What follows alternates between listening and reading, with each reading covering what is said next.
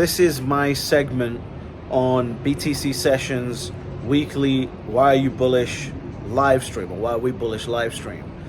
This is going to be important because I talk about the recent change that happened just hours before I got on the live stream, which is the SEC requesting the Bitcoin ETFs to be cash creates versus in-kind ETFs. And I'm giving my opinion on why I think this is important. That's why I want to share this with you. So watch this video, subscribe to the channel, and also go and subscribe to BTC Sessions as well. He's the best when it comes to hardware wallets and storing your Bitcoin and doing that sort of stuff. And I've always recommended him, and that's who I learned from when I first started getting into Bitcoin. So enjoy this clip, understand the difference between a cash create and an in-kind ETF, and hopefully we'll get a Bitcoin ETF soon. Enjoy. British, I'm going to you, and I'm going to ask you the same question as everybody. Why are you bullish? So I was reading in the comments and someone said, see, what's not happening on this stream right now is fiat bullishness. So I guess that's why you kept me last, because that's my world. So now we can get into the greedy side of people's lives and realize that the one thing I'm bullish about today, it just happened as we like a couple hours before we got on the stream, is the fact that the SEC has written to all of these ETF appliers and asked them to basically make the application, the ETF, a cash creates ETF.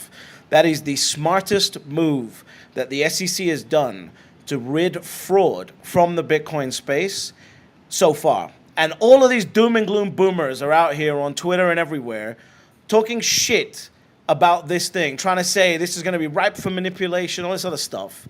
This is the smartest move that the SEC has made. And the fact that they actually went out there and have told people this, ETF is coming. ETF is coming. And what that makes, listen, again, I'll say it again. The people that I'm talking to, I think there's a lot of people that are doing a lot of great work caring for all of the poor people in the world. I care for the rich people, right? I'm here to help the people that might not, I'm not talking about multi-billionaires. I'm talking about your parents, my parents, who have got a couple $1 million portfolio and they're rich, right? They might not want to admit it because it sounds douchey, but they're rich. And those people who are sitting there going, I've built all this wealth and I don't know where this is going to end up. I'm getting to the end of my life and I'm having to downsize when, because of the work I've done, I should be upsizing my life, right? That's who I'm talking to. And for those people, the ETF is coming, and that's extremely bullish. And what the SEC did today, what they've been doing for the last few days, is absolutely bullish. It tells me that an ETF, it's on the way at this point. They're actually telling these people how to. I mean, basically there's two types of ETFs, right? One is a cash create ETF, and this is just a mechanism of acquiring the asset when shares are bought. And the other one is an in-kind ETF, right? The cash creates ETF is very simple. What they've basically instructed them to do is say, the authorized party on the application has to take that cash and send it to the ETF provider, who then has to go out into the market and actually acquire the Bitcoin. The other way to do it when you're dealing with equities and everything else is you say, okay, I already have a bunch of these and I'm just going to send you the equities. So now the authorized party can be responsible for acquiring the underlying asset. You don't want to do that, because imagine someone, you buy some shares of a Bitcoin ETF, and whoever the authorized party is goes outside of the bounds of the United States regulatory, like the environment, and buys Bitcoin from somewhere in Hong Kong that's been attached to terrorist financing and all this other stuff, right? So what the SEC's done here is extremely smart. They've said we want a cash creates ETF, which means that the ETF provider is responsible for acquiring the Bitcoin. They must receive the cash. Then they must go to their stated acquiring partners, which is going to be like Fidelity, Coinbase, et cetera, and those U.S. regulated entities must acquire that Bitcoin in a regulated fashion. This is extremely bullish today. So that's what I'm bullish on today. There's a bunch of other reasons that I'm bullish. I'm more bullish listening to you guys as well, right? So we can talk about all of it. But the ETF is coming. People need to understand what this is going to do to price. And anyone who's sitting around here high-fiving happy hippies thinking that they're taking part and not getting to one Bitcoin is going to miss out. And they're going to miss out, and they'll never be able to get it again. We can all talk about the happy horse shit, right? But my dad immigrated to London. bought a bunch of properties, etc., etc. I can't buy the same properties again, but I can buy properties. With Bitcoin, my children and my grandchildren will never, ever be able to buy the same amount of Bitcoin because it's a international asset. It's not like properties where if I miss the capital, the best area in London, I can go to the best area in New York and still buy properties, right? Or whatever the up and coming space is. Bitcoin is international. It's everywhere and nowhere at the exact same time. And if you don't get to one Bitcoin, your children and their children are gonna curse you out while you're dead because they will never ever outside of a miracle, they will never ever be able to acquire the amount of Bitcoin that you can acquire today. So focus on what's actually important for your progeny, which is getting as much of the hardest asset humanity has ever known under your belt. And the fact that the SEC did this today means that your time it's bullish, and it should be scaring the shit out of you because it means that your time is running out. And that's extremely important, and that's why I'm bullish. I love it. I have a question for you. How, so in the context of this, it's basically saying like, you know, we need you to obtain the Bitcoin in a way where we can actually check that you've obtained it and that it's That's actually right. there. And so, how, in your opinion, how difficult is it for the legacy financial system and for some of these entities to get cute with it and do some weird rehypothecation? Is that exceedingly difficult? Extremely difficult. It's extremely difficult. Is it possible? Absolutely, because it's always, if you have a mortgage on your house, you're rehypothecating your house, right? So it is possible, but it's extremely difficult. The first thing is the United States has a law which means that only 140% of the assets you can only rehypothecate up to 140%. So everyone trying to say you can print an unlimited amount of paper, they're just an idiot, right? It's $1,000 net worth they're talking. So the U.S. has the single best regulation for financial products anywhere in the world. That is why the entire world is waiting for U.S. markets to accept this, waiting for the SEC to approve this. So it is absolutely possible for people to get cute. But just like the GLD ETF, where everyone goes on about JP Morgan doing this, that, and the other to GLD and SLV, the biggest lawsuit they've ever had is for something called spoofing. Spoofing basically means they go into the market. If the price is $2,000, they'll place some orders on either side of that $2,000. As the price moves up to that or down to that, they'll close their orders. That's it. So everyone talking about gold and silver manipulation through the ETFs is just a moron. You don't understand how financial markets work. The manipulation, if you want to call it that, happens through the futures markets. And we've had Bitcoin futures markets for years. So the ETF coming in is actually going to bring more capital into the market. It's going to lower the cost of acquiring the Bitcoin, and Bitcoin's already at a low cost of acquisition anyway. But more capital coming in brings more eyeballs to the space, lowers fraud in the space. This is absolutely bullish for Bitcoin. And in your opinion, the fact that we've only had futures and not spot for the last little bit, have we been kind of getting screwed in that way? Like it's Absolutely disgusting. It's absolutely disgusting. And there is no reason. Well, then again, I say there's no reason, right? But look what happened with FTX, right? Gary Gensler said it himself. I want to clean up what's going on before any of these tools get exposed to the world. And the futures, he knows who's going to be using futures. There's not that many retail clients using futures. There's a lot of retail clients using spot ETFs. So they had to clean up the world basically before they got into approving a spot Bitcoin ETF. And that's what he's done. And now with this move tells me, the one today tells me that the SEC fully understands exactly where the fraud might occur in the Bitcoin space. And they're plugging the holes, and this is extremely bullish. interesting. The one thing I wanted to say in and around this, and I'll get the other gentlemen's perspectives on this, is the beautiful thing about Bitcoin in and around, as I guess we're terming it, if people get cute, is Bitcoin is probably one of the best tools to show people the FAFO rule, which is the fuck around and find out rule. if you fuck around with Bitcoin and you try to get cute with it, because you can audit it 24/7, because you can demand instant delivery, all of these things about Bitcoin, and because it's fixed supply and there's no backstop, there's nobody to bail you out.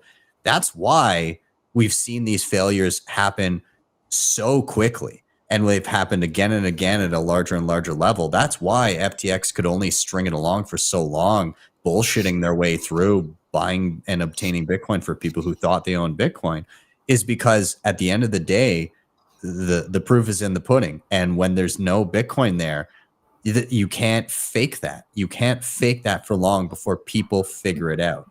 And so if anybody gets cute at those higher echelons, they're going to find out. Yeah, I just wanted to, say, like, you might hear some thunder in the background here, but I wanted to say, um, you know, any company that is going to be offering leverage on a Bitcoin product, like let's say BlackRock, right? Their iShares team says, "Hey, why don't we do some, like as you said, cute things with this asset?" Their risk analyst, like people on Twitter, really think that BlackRock doesn't have a smart team of people that understand what this asset is, right? Everyone thinks on Twitter that Twitter is smarter than BlackRock in terms of risk analysis and volatility. You guys, like, I don't understand it. They have, I guarantee you, a couple hundred nerds whose life it is to sit there and analyze what would happen to their portfolio, every cent by cent movement to the Bitcoin price based on the Sharpe ratios and everything else that they've calculated. People don't think that they've done this before they decide to open up an ETF. So anyone who's trying to offer any of these cute leverage opportunities to people with an ETF, you're gonna there will be people in place to go, stop being stupid, because the risk is just not worth it. They have it with every other asset. Yeah. Oh, I'm going to let the other gentleman chime in here. Do you guys have anything that you wanted to add in or ask or whatever? Yeah, the question is, I guess there's actually two of them. First and foremost, because we know Gensler's been in this for a long time. Like he's been talking about this since his MIT days. He knows very well what Bitcoin is. Do you think this is more of a matter of fact of Gensler is kind of slow rolling this to decompress the spring that is Bitcoin? I mean, in terms of really watching the amount of capital flow that's coming out of institutions into the Bitcoin space, do you think he's tried to slow roll this as long as possible to prevent a massive unwinding quickly? I actually, if that's his goal, he's doing a terrible job at it, because every day that goes by, there's more and more interest in Bitcoin. I'm sure you guys are noticing it at Swan, right? Like there's every single day that goes by during this bear market, shitcoins have been assassinated, right? All of this rhetoric around foreign exchanges have been assassinated. Bitcoin's a mainstream asset. It's spoken about on CNBC almost every single damn day. Now you got BlackRock coming out and putting their name behind it. It is now an institutional asset. So if he's been trying to do that, he's doing a terrible job. For me, the way I look at it is the spring is just getting tighter and tighter and tighter. I guess the second part of that question is we kind of saw some things come out, which I think a lot of us suspected with the FTX trial out there. Sam Bankman-Fried and the rest of those guys were, I guess, in support of suppressing the price by kind of slow bleeding a lot of what was going on with them selling Bitcoin into the market. Do you think the same thing is going on with Binance? Listen, let's put it like this. Let's get into my conspiracy theory tinfoil hat days, right? I'm not usually a conspiracy theorist, but let me ask you a question, right? If you were the United States of America and you're the person in charge of controlling this $900 trillion empire, right? Do you really want money flowing to a Chinese-controlled exchange? I don't. If that's my empire to protect, I don't want money flowing through a Chinese-controlled exchange. Let's pretend we have a Muppet for a president and the rest of the administration that's ready to sell America right down the damn tube. Listen, you're a military guy, so you know that the president's just a puppet master. Like, he's just a puppet, right? So at the end of the day, like if anything, give me your perspective on this. I actually think Biden, when it comes to the semiconductors, was much tougher on China than Trump was. And I'm a Trump guy. I was wearing a Make America Great Again hat in London in the first election. So, and I'm not even, my vote doesn't even matter, right? That's how much of a Trump guy I was. So, like, I think Biden's been tougher. Biden signed an executive order and said, if you're an American working for a Chinese semiconductor company, from this day, if you don't quit, we will take your passport. That's ballsy, right? And obviously, we all know Biden didn't do that, right? We know this, okay? So if Biden didn't do that, I don't think he's in charge of what happens to Binance. I think there's a group of people in place that are extremely competent, that are managing a $900 trillion empire where 85% of every transaction in the world goes through the U.S. dollar. I think they know exactly what's going on. I think all of these things will be a setup, just like FTX blowing up. People, I heard some stupid shit like, what if the ETF is going to do what FTX was doing? It's like, you got to be an absolute moron to think that. They were literally illegally selling assets out from under their clients into the market to suppress the price of Bitcoin. That does not happen with US products. Yeah. Well, I don't know, Nicholas, if you have anything to tag in here, anything to add, anything that you wanted to say before final thoughts. Quick question. Two thoughts actually. I mean, for me, the thing that would make me bullish on ETF is if there is some kind of proof of reserve. I think that's the most important thing. If we don't have this, like for me, the fact it's cash or in kind, I don't think it matters. Like, because I mean, the rate in kind, like if you can contribute Bitcoin to get a Bitcoin ETF, first I think why would you want to do that? I think there is no reason except maybe GBTC, right? Like a Grayscale with 600,000 Bitcoin, maybe it means that they won't be able to convert to ETF. I'm not too sure. I'm not into this. You've got good questions. Let me just handle them one at a time because they're in depth and complicated as well. So, in terms of proof of reserves, ETF has to put out their audits, right? That has to be there, and it's always audited by third parties that are licensed to audit, et cetera, et cetera. So that part is always there. As far as one Bitcoin equaling one Bitcoin, I completely agree with you, right? But when you're dealing with a financial system, you've got to make sure you haven't got Bitcoin that's been touched by, I don't know, terrorist financing or other companies or stolen Bitcoin or this, that, and the other. And that's why they want it purchased purview of the United States.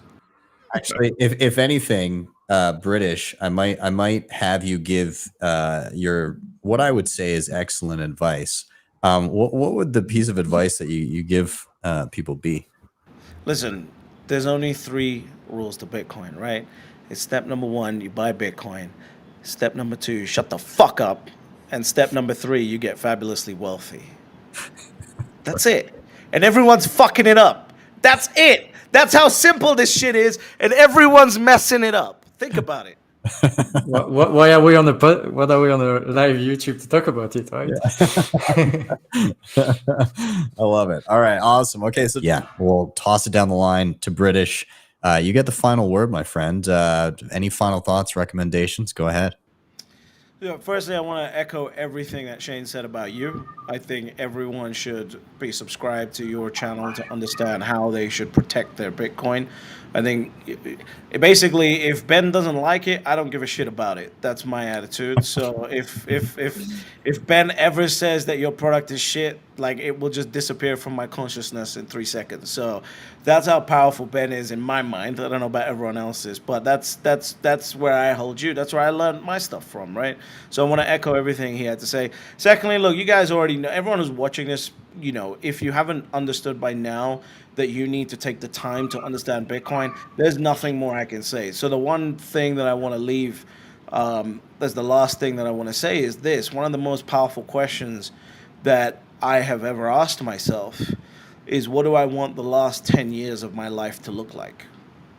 And I think that's extremely important, because then it starts focusing your North Star. Now, that might not, you might change it and adapt it, but I think, having a North Star is extremely important. So I want everyone who's sitting here, either has Bitcoin, going to learn about Bitcoin, thinks Bitcoin's stupid, whatever it is, to focus on what do you like, figure out exactly what you want the last 10 years of your life to look like, and then work backwards in creating whatever you want to create for that last 10 years and make it look the way that you want it to look. That's the most important thing.